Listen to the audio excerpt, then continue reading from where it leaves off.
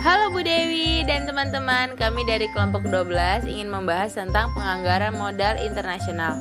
Stay tune terus. Ibu Dewi Cahyani Pangestuti, kenalkan kami Gitna Revania Huna, Indah Larasati, Hasbia Rizky Anissa, dan Kak Kevin. Penilaian investasi. Penganggaran modal internasional atau penganggaran investasi internasional mempunyai kompleksitas yang lebih tinggi karena menyangkut mata uang asing dan situasi internasional yang berbeda dengan situasi domestik.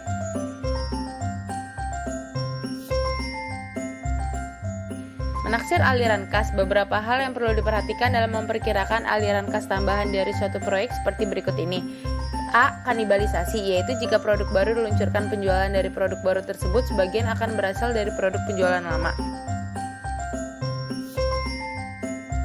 Ini adalah contoh dari kanibalisasi. Yang B. Penjualan tambahan, yaitu suatu investasi akan membuka kesempatan baru atau aliran kas tambahan yang tidak akan diperoleh jika investasi tidak dilakukan. Biaya kesempatan merupakan biaya yang relevan, bukannya biaya historis. D. Harga pasar, jika tidak ada harga pasar, alternatif lain bisa ditetapkan, misalnya penghematan biaya atau kenaikan keuntungan yang diperoleh. E. Fee, royalti, dan lisensi merupakan biaya tetapi merupakan aliran kas masuk bagi kantor pusat. B. Evaluasi kelayakan investasi. Metode terbaik untuk menghitung evaluasi kelayakan investasi adalah NPV, Net Present Value.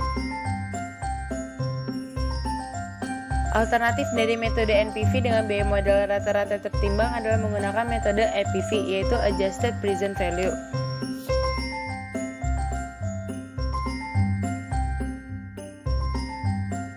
C. Penyesuaian terhadap resiko politik dan ekonomi. Resiko politik dan ekonomi berbeda dari suatu negara ke negara lainnya. Untuk menyesuaikan resiko tersebut, perusahaan bisa melakukan beberapa cara. Yang pertama, memperpendek periode payback. Kedua, menaikkan diskon rate. Yang ketiga, menyesuaikan aliran kas.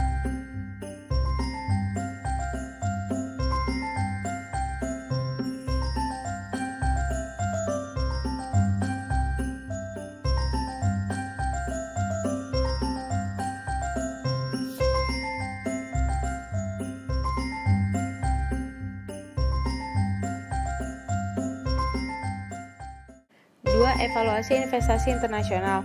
A. Perhitungan aliran kas. Misalkan perusahaan multinasional Indonesia mempunyai cabang di Amerika Serikat. Besaran investasi awal adalah $100.000 untuk pembangunan pabrik dan peralatan dengan jangka waktu 5 tahun. Perhitungan untuk setiap komponen sebagai berikut. A. Penjualan. B. Biaya operasional dan beserta contohnya.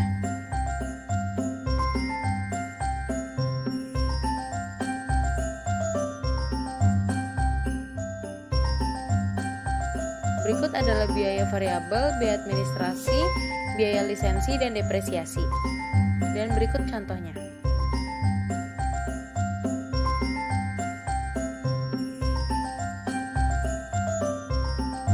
Berikut adalah cara menghitung kurs.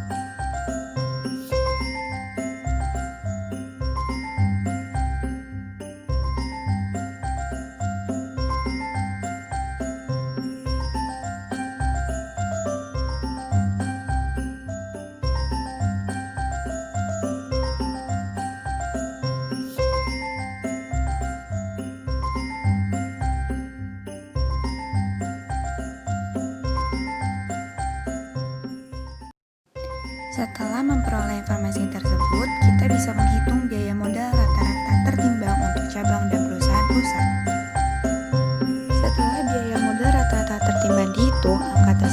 kemudian bisa dipakai untuk menghitung NPV investasi. Ada 2 tahap, yaitu sudut pandang investasi proyek dan sudut pandang kantor pusat.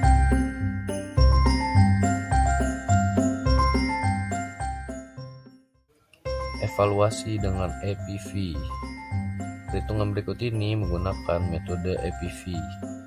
Aliran kas operasional dihitung dengan kemudian di-present value-kan dengan menggunakan biaya modal saham 100% yang diasumsikan 20% sama dengan biaya modal saham kantor pusat. EPV dari sudut pandang cabang.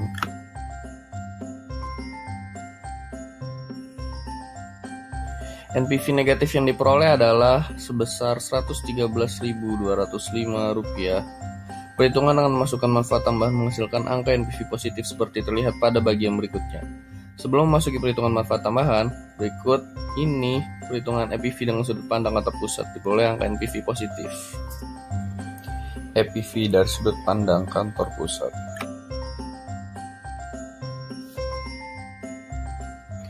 Menghitung manfaat tambahan.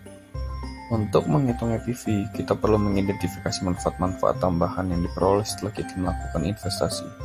Misal, manajer telah mengidentifikasi 3 manfaat: penghematan pajak karena depresiasi, penghematan pajak karena bunga, dan penghematan pajak karena subsidi pinjaman. Manfaat tambahan dari penghematan pajak atas depresiasi.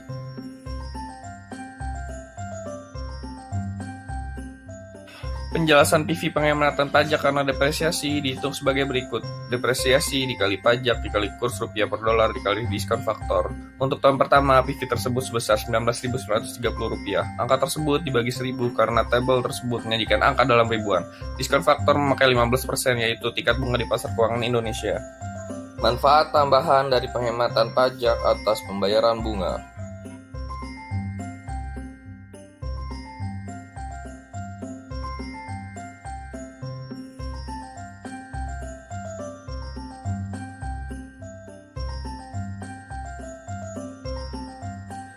Manfaat tambahan dari subsidi pinjaman.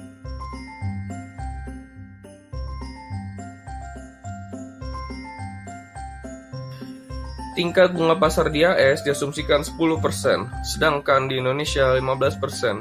Manfaat dari subsidi dihitung melalui selisih antara present value pinjaman dengan bunga pasar dengan present value pinjaman dengan menggunakan tingkat bunga yang disubsidi. Lebih spesifik lagi, manfaat dihitung melalui persamaan berikut.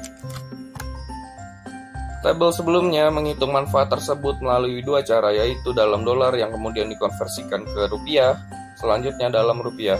Setelah ketiga manfaat tersebut dihitung, manfaat tersebut kemudian dijumlahkan untuk memperoleh manfaat total yang ada di bawah ini.